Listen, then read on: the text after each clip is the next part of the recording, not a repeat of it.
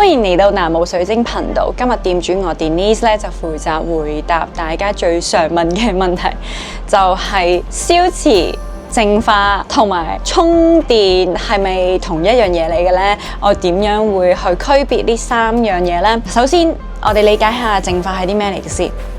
淨化顧名思義咧，就係去清理一件物件或者一個人嘅雜氣啦，或者負能量嘅。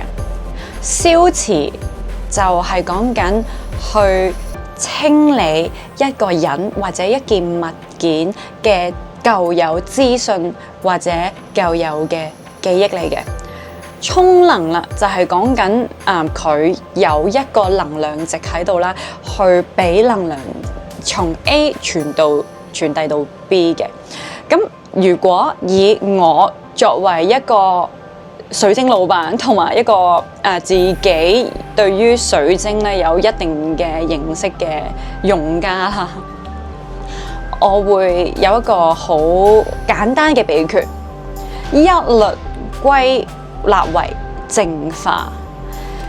淨化雜氣，淨化負能量，淨化舊有嘅資訊，淨化舊有嘅記憶。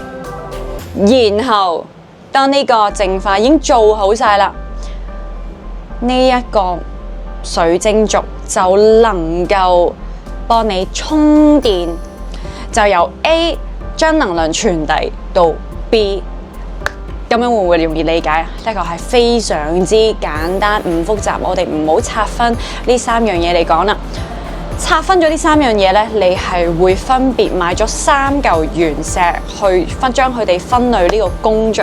但係我哋講緊嘅係一個非常劃一、更加有系統、更加有效、更加快捷簡單嘅一律做法，就係一嚿水晶。只要佢自己都淨化得好嘅時候，佢好，佢就會帶動其他嘅嘢好噶啦。咁所以咧，買水晶其實如果你選擇買一嚿原石做淨化，基本上佢已經可以幫你做到呢一個工序噶啦。所以水晶嘅原石又好，或者高頻嘅水晶，例如閃靈鑽、超級七，喺坊間網絡上咧，我哋都會流傳就係高頻嘅水晶係唔需要淨化，但係你要記住，所有萬物嘅物件都必須要維持能量嘅平衡，因為每一件物質都有機會係變成能量不平衡嘅。唔關佢係低頻啦、中頻定高頻事嘅，所以一律所有人又好、物件都好，佢都要淨化。你每一日都要沖涼，每一日都要飲水，將所有淨化擺做去一個飲水同沖涼嘅概念。咁樣你會唔會覺得呢件事簡單好多？我希望咧，啱啱所講呢種嘅我自己個人嘅心得啦，會可以幫到你。